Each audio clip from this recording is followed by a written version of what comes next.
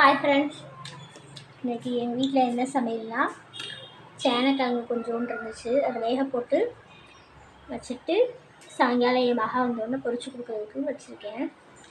அடுத்ததாக இதில் சாதம் வச்சுருக்கேன். இன்றைக்கி தான் சாதமே பொங்கியிருக்கேன். நிறையா இல்லை, கொஞ்சம் போல பண்ணியிருக்கேன். சாம்பார் ரெடி ஆகிட்டு சாம்பார் வச்சுருக்கேன். அடுத்ததாக அப்பளம் பொரிச்சு வச்சுருக்கு. இது காலையில் பொரிச்ச சேனக்கிழங்கும் பாவக்காவும் கொஞ்சம் இருக்குது. அதுக்கப்புறமா எனக்கு சோறு வடித்த தண்ணி வச்சுருக்கேன். அதோடு கொஞ்சம் கஞ்சி சோறும் கிடக்கு.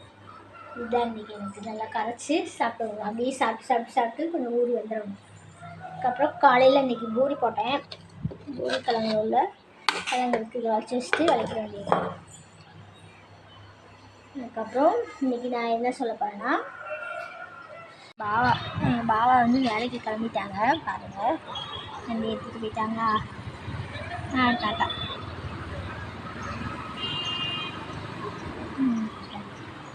சமையல் வேலை சின்னதாக அடுப்பில் வச்சுட்டு வந்திருக்கோமா. அடுத்ததாக பாப்பாவும் பாபாவும் கிளம்பிட்டாங்களா. நம்ம என்ன வேலை பார்ப்போம்னா, இதெல்லாம் தூசி தட்டி தான் வைக்க போகிறோம். டெய்லி லைட்டாக தட்டி வச்சிட்டோம்னா அழுக்கே தெரியாது. இது நம்ம ஸ்டார்டிங்லேருந்தே இதெல்லாம் சொல்லி கொடுத்ததுனால நமக்கு எப்படி பழகிட்டு.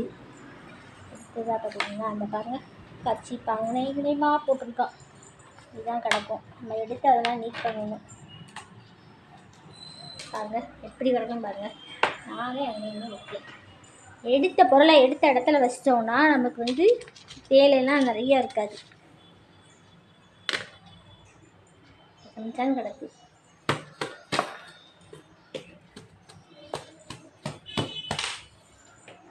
வலையில் சாயங்காலம் போட்டுட்டு டியூஷன் போவாள். ஸ்கூலுக்கு தான் எதுவுமே போட்டு போகக்கூடாதுல்ல.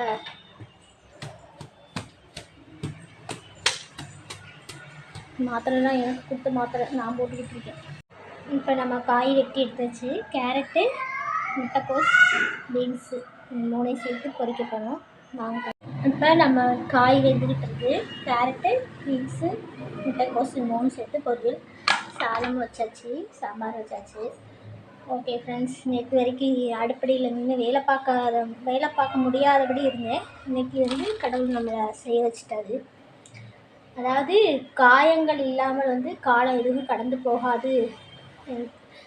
அந்த ஒரு இதுக்கு என்னோட இது கரெக்டாக இருக்கும்னு நினைக்கிறேன். எல்லாமே காயப்பட்டு தான் எல்லாமே சரியாகிக்கிட்டே இருக்கு எனக்கு. ஓகே ஃப்ரெண்ட்ஸ், அடுத்த வீடியோவில் பார்ப்போம்.